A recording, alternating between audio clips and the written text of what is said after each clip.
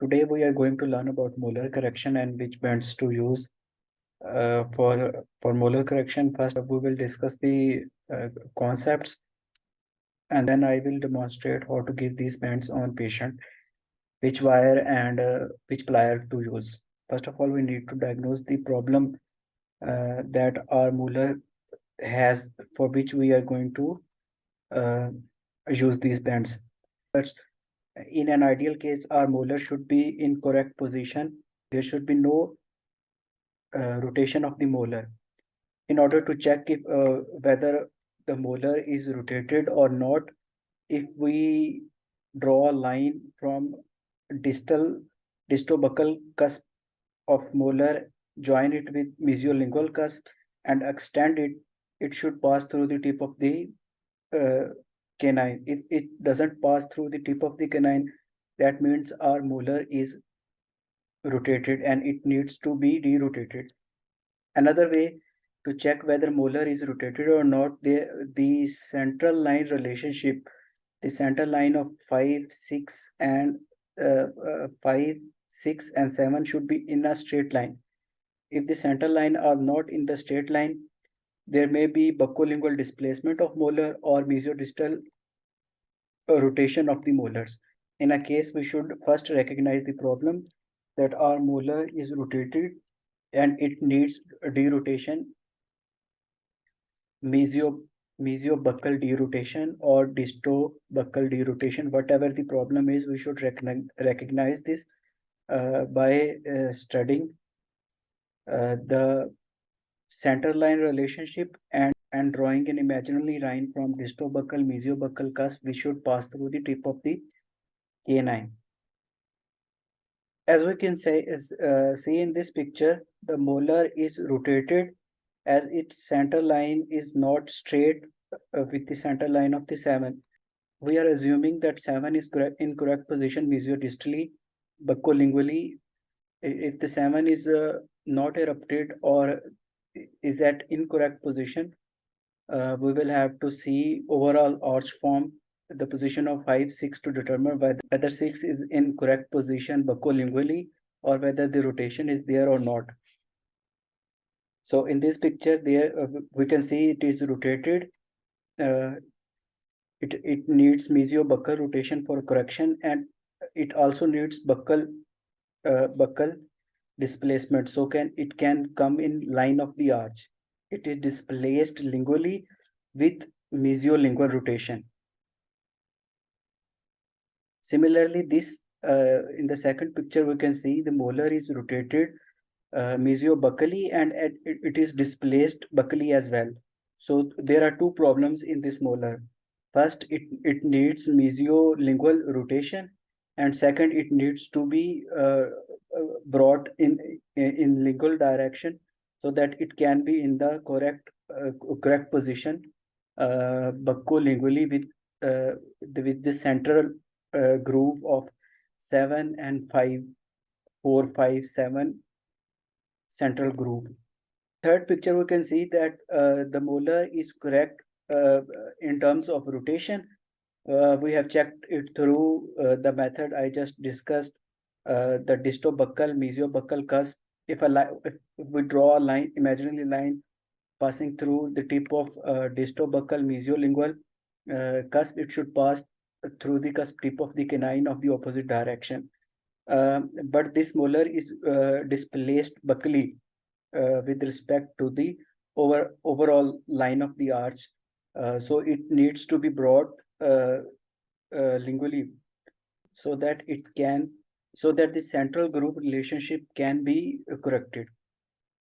And in the fourth picture, we can see that 6 is again correct in terms of rotation, but it is displaced lingually. It should be brought in a buccal direction so that it is correct with the relationship with 7 and 5, 6. So we have recognized these problems in terms of rotation and in terms of buccolingual displacement. Normally during treatment, whenever there is a extrusive force on the posterior extrusive forces, it gets displaced in lingual direction, and with intrusive forces, it get displaced in buccal direction.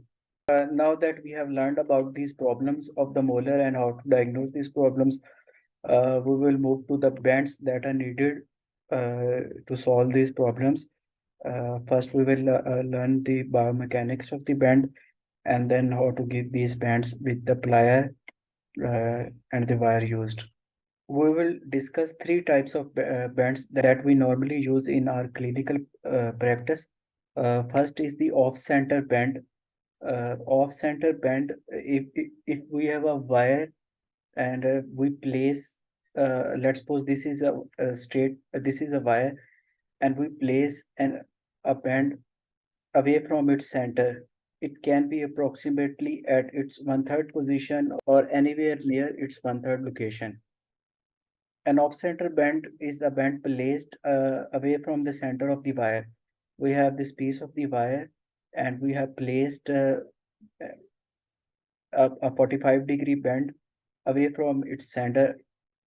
We can see when we place a bend away from the center, we have a short section and we have a long section.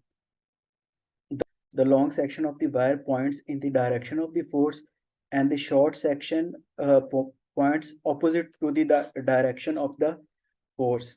You can see the force is in this direction, but the short section is pointing opposite towards this location. So we have established two rules that in an off-center bend, the long section points in the direction of the force. This arrow is for a force. The short section points opposite to the direction of the force. There will be a moment. This arrow is for the moment that is generated. As we can see, this bracket is near to the bend, so a moment is generated in the direction of the bend bracket that is near to the bend. Similarly, in the long section, a minor moment can be is generated, but we will ignore it in clinical practice. So we establish our ground rules that the long section points in the direction of the force, short section points opposite to the direction of the force, and there is a moment generated towards the bend on the bracket or set on the tooth that is nearest to the bend. Second is a center bend. In a center bend, if a 45-degree bend is placed in the center of the wire, it is called a center bend. There will be equal and opposite moments generated at both ends of the wire.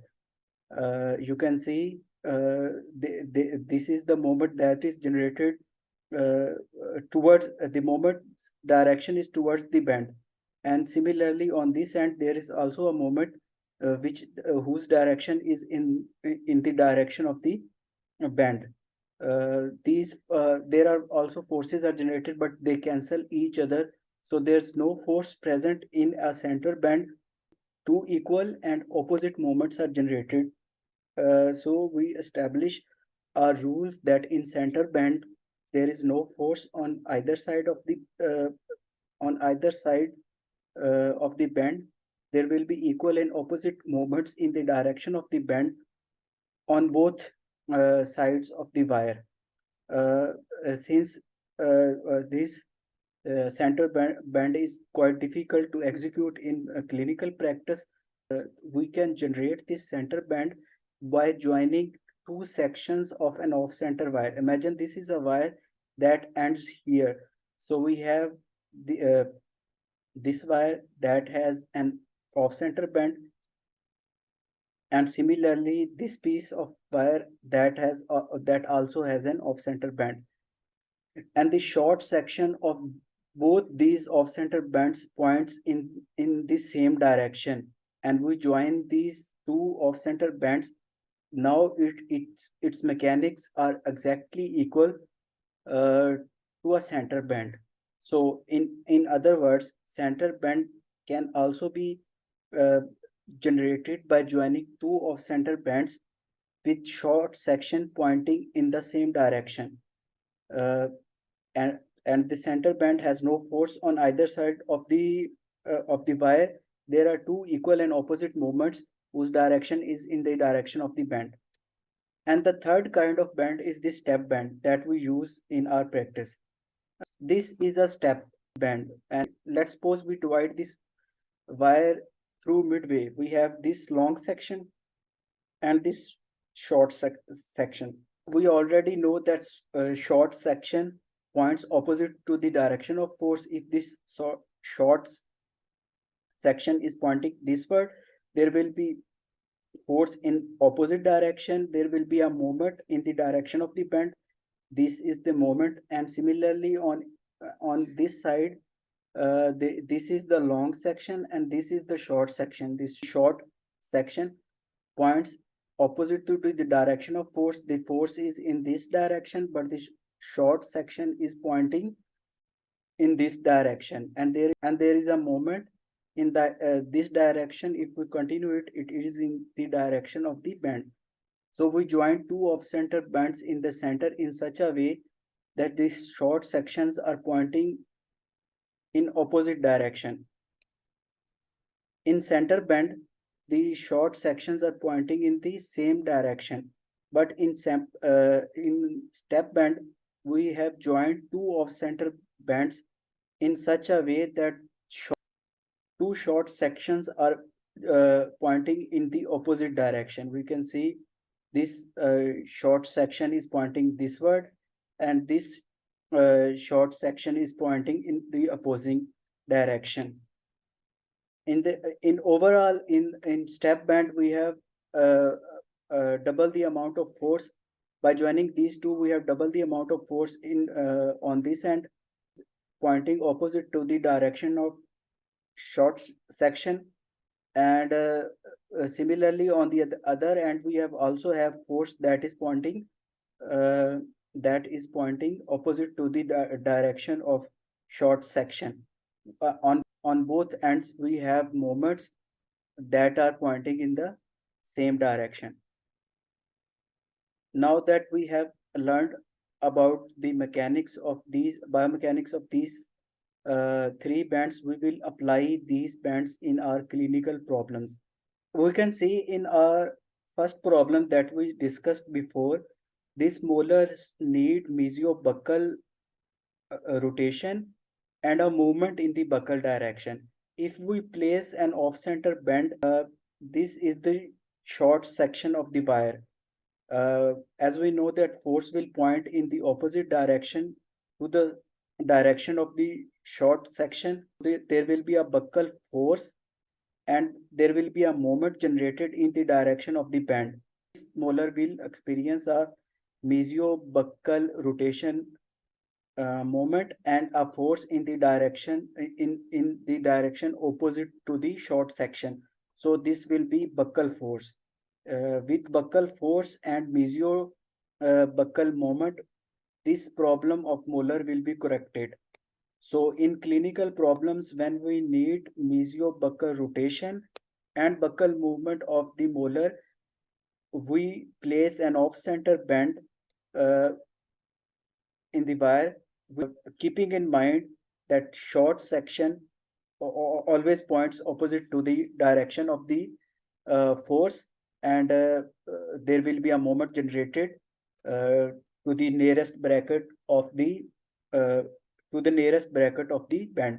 Similarly, this is the long section. It points in the direction of the force. There will be lingual force on this anchorage part. We have combined our anchorage anteriorly with 4 or 6 teeth. This lingual force will be divided among 6 anterior teeth. So there will be no movement in the anterior anchorage unit. This inward bend is called toe-in bend. The bend that is used for mesio-buccal rotation and buccal movement of the molar is called toe-in bend. Similarly, the second problem we discussed, this molar needs uh, mesiolingual rotation and a movement in the lingual direction as well. First, we diagnosed a problem that is that this molar needs mesiolingual rotation and a lingual movement so that it comes in line of arch. So we will place an off-center bend in the outward direction that is called toe out bend.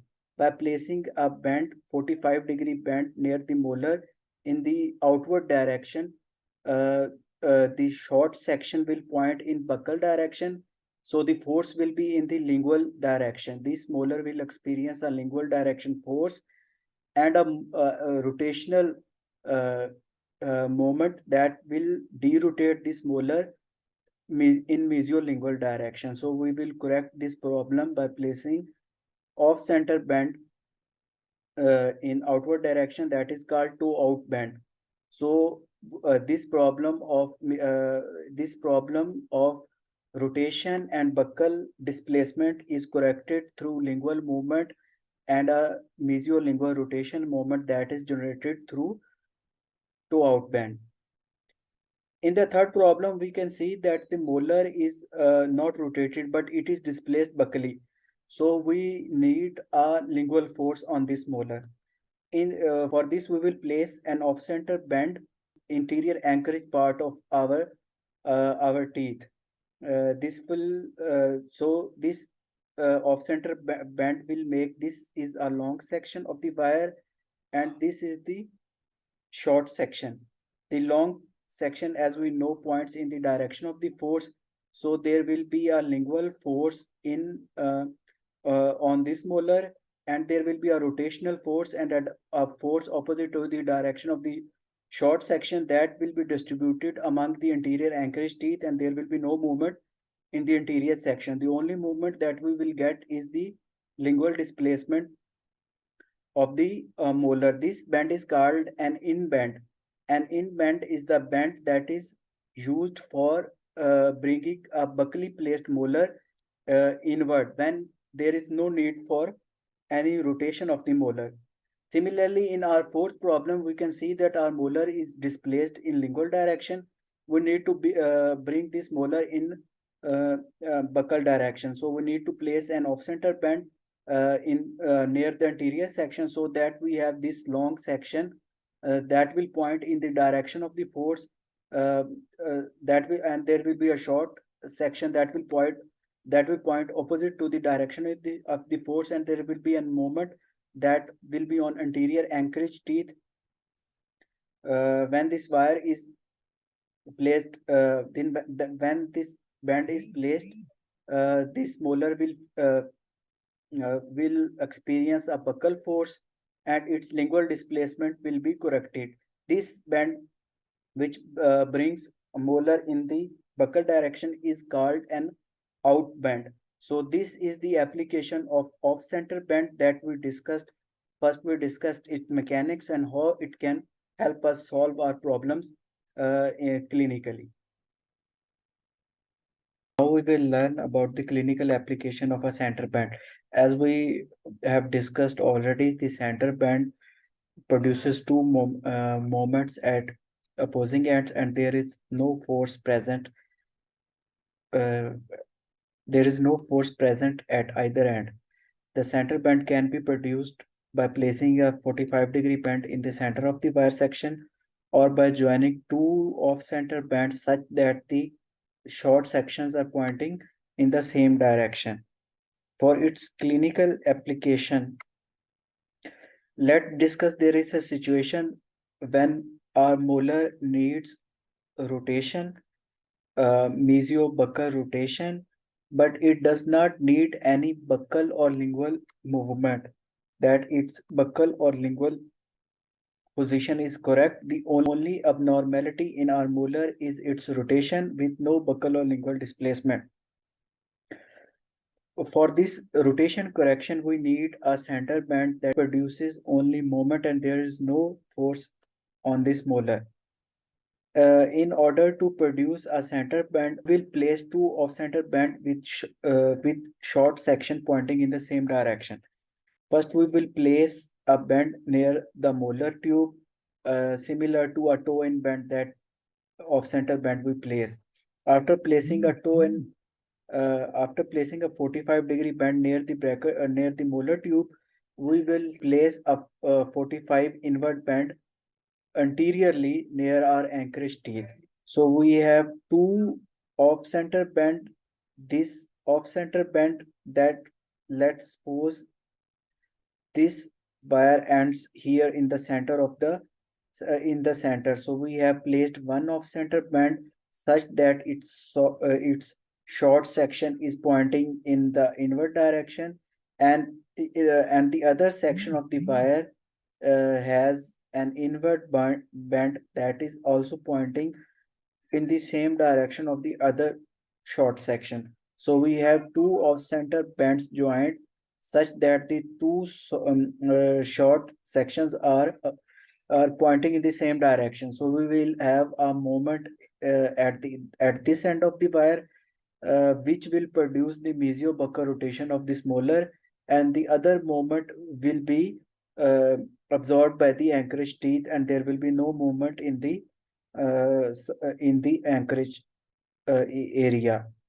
So in order to produce only a moment with no force, we have placed a center band by placing an inward 45-degree band near the molar tube, and a similar inward band at the other end of the wire, such that we have produced two off-center bands joined in the center with both short section of the wires pointing in the same direction. There is another way to look into this. Uh, uh, let's try to understand it in a different way. Uh, we placed an toe in bend near the molar tube. This toe in bend will uh, derotate the molar in the mesio-buccal direction, but it will also produce a buccal force as the short section of an off-center band points opposite to the direction of the force. There will be a buccal force on this molar. In order to cancel this buccal force, we will place an inward band. This inward band will produce an inward lingual force on this molar. So this lingual force of the inward band will cancel the outward force of the toe in bend, and we will only have a rotational force at the molar that will derotate the molar. Similarly, we have this situation in which we need a disto-buccal rotation of a molar. For that, we place an outward bend, toe out bend that will produce its uh, rotation in the disto-buccal direction. In order to cancel the inward force that will be generated by the toe out, as the short section will point in the buccal direction, and a lingual force will be generated by the toe out bend. So in order to cancel the lingual force of the toe out bend, we will place an out bend at the start of the wire near the anchorage section. This outward bend will produce a buccal force. This buccal force will cancel the lingual force of the toe out bend. So we only have a rotational moment that will derotate this molar in the distobuccal direction. So this center bend is used the center bend is used when we need to derotate the molar and we do not need any force as its buccolingual position is correct. We only need a moment. This moment can be generated by placing a center band, and the center band, as we discussed before, can be generated by joining two off-center bands such that the short section of the off-center band points in the same direction. So first in this problem, in for mesio-buccal rotation of this molar, we will place or an off-center band such that this short section will point in this direction, and similarly we will place an off-center band near the anchorage part such that the short section will point in the lingual direction. So we have two off-center bands such that the short sections are pointing in the same direction. So it becomes a center band, and center band only produces moment at both ends. The moment produced at the molar will derotate the molar, and the moment produced at the interior anchorage part will be absorbed by the anchorage, and there will be no movement in the anchorage part. So this is how a center bend works. It can also be understood and in a different way that we first place a toe in bend in for correction of molar rotation, but the toe and bend will produce the buccal force as the short section points in the opposite direction of the force. So in order to cancel this buccal force, we place an inward bend near the anchorage area of the wire. This inward bend will cancel the buccal force of first off center bend, and the only thing that will remain will be a rotational component. Similarly, this can also be used in this example for distobuccal rotation of the molar. First, we can produce a toe out band. Toe out band will derotate this molar in the distobuccal rotation, but we do not need the buccal force that we do not need the lingual force that will be generated by the off center toe out band. So, in order to cancel the lingual force, we will place an out band near the anchorage area. This outband will produce the buccal force. So this buccal force will cancel the lingual force, and the only thing remaining will be uh, a rotational movement that will derotate this molar distobuccally. So this is a center bend. It can also be understood that a toe in bend and the outward bend will produce two off center bends such that the both short sections are pointing in the same direction, which becomes a center bend. So this will only produce moment. This is how center band is used clinically for solving a problem when we only need rotation. We do not need a buccal or lingual displacement of the molar. Similarly, let's discuss our last part, that is a step band. As we discussed before, the step band is produced by joining two off-center bands such that the short sections are pointing in the opposite direction. There are moment at the both ends of the step band, and there is force that is double the amount of force of a single toe in band, and this force is opposite to the direction of the uh, uh, short section. Let's assume this is our clinical problem in which we need mesiobuccal rotation of a molar and its buccal displacement. Uh, uh, uh, if we place a single toe in bend, that will derotate this molar into its correct position due to the moment that is generated, and it will produce a buccal force that will try to bring this molar into correct it into its correct buccal position. But let's suppose we need exaggerated force because of many reasons, because the patient is old, because the musculature is strong, or because there are steep cusp of molars that will hinder its buccal movement, or there is dense bone. There's overall there is slow pattern of movement of the patient. In any case, when we need a greater force, with greater force, we need rotation and a greater force for its buccal movement. We will place a step band. A step band will be placed as we have discussed. We will first place a toe in band in near the molar area, and near the anchorage area we will place an outward 45-degree bend. So we have short section here at this end, and a short section at the molar end, and the both short section are pointing in the opposite direction, so it becomes a step bend. And in step bend, as we know, that there will be exaggerated force and a rotational movement. The rotational movement will correct this molar into correct position by rotating it mesiobuccally, and the exaggerated force will bring this molar into correct will bring this molar into correct position buccolingually against all the hindrance that is present in any particular patient. Another way to look into this step band is that if we place an toe in band in near the molar area, this has produced a buccal force and a rotational component that will derotate it. And now we need the force to be double the amount of that is produced by the toe and bend. So we will place an uh, outward bend near the anchorage area of the wire. So this outward bend will place force as this long section of the wire will point in the direction of the force.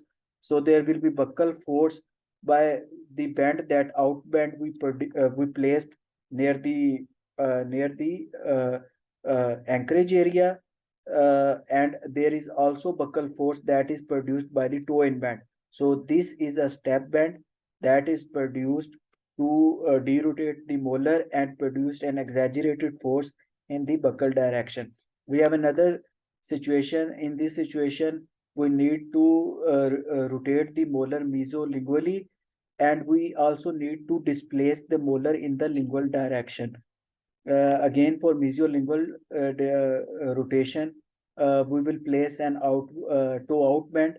This toe out bend will derotate the molar in the mesiolingual direction, and it will produce a force in the lingual direction as the short section is pointing in the buccal direction. So there will be a force in the lingual direction. But we need this force to be exaggerated, as there are a number of reasons, as we discussed before, that we need an enhanced force for its lingual displacement. So we will place an inward bend near the anchorage area. This inward and this inward bend will place the lingual force on the molar, as this will create the long arm of the off center, and the long arm points in the direction of the force. So we will have a rotational movement on the molar and a lingual force that is twice the amount that was produced by placing a simple off center band. So the step band, we have two bands placed such that the short section at both ends are pointing in the opposite direction, and it will derotate this molar and correct this molar buccolingually in its correct position. So let's suppose this is the molar that we need to derotate. We have a lot of options to derotate. We can use transpalatal bar, but in this lecture we are discussing the use of toe in toe out bend for derotation of molars. uh, for its practical use, first we will place bands on the molar, and we will align level and align the anterior 4 or 6 teeth depending upon the case. If the canine has its root in the correct position mesiodistally, we will align the anterior 6 teeth. But if the canine needs correction with respect to its root position, then we will skip the canine root correction, because if we try to correct the canine root, it will be a burden on the anchorage, sagittal anchorage, and we cannot achieve sagittal anchorage and molar derotation in the same step. So we will bypass the canine, and we will level and align the anterior 4 teeth. But if the canine is in correct position, we will level and align the anterior 6 teeth, and we will use the wires, round wires of niti, 012, 014, 016, 018. In the sequence, it may take 6 to 8 weeks to correctly level and align the anterior teeth, anterior 4 or 6, and with molars having a band on it. After we proceed to O20 SS wire, we will place the band in O20 SS wire. All the bands that we discussed today will be placed on O20 SS wire. I do not recommend to use the rectangular wire for molar derotation and molar buccolingual movement, as the rectangular wire also activates the torque of the molar. So correcting derotation or rectangular wire, it becomes a little difficult. So I recommend to use O20 SS wire. First we will place the O20 SS wire in patient, and then we will give the bend. We will use this plier. This is a tweed loop forming plier. This plier will be used for placing the bends. It will be used intraorally. First we will place the wire in the patient. We will ligate on the anterior teeth with molar having a tube or a band, and this plier, tweed loop forming plier, will be used intraorally on the patient. This is a O20 SS wire. We have placed the wire in a patient, ligated on the anterior 4 or 6 teeth. depending upon the case, and it passes through the tube of the molar, and we will use uh, this tweed plier for placing the bends intraorally once the wire has been placed in the mouth. So this is O20SS wire we have placed in the patient's mouth. We have ligated at the interior teeth. This is loop forming tweed loop forming plier, and we are placing the toe in bend in the location of 5, approximately in the location of embrasure of 5. This is how it will look if the wire is removed. And now we are placing an outward bend in the area of the embrasure of 3 and 4, so this becomes a step bend. Both these bends are placed intraorally. This is just to show you how this wire will look once it is removed from patient's mouth, but we do not remove it from patient's mouth. We first ligate it and then we place the bends using this plier.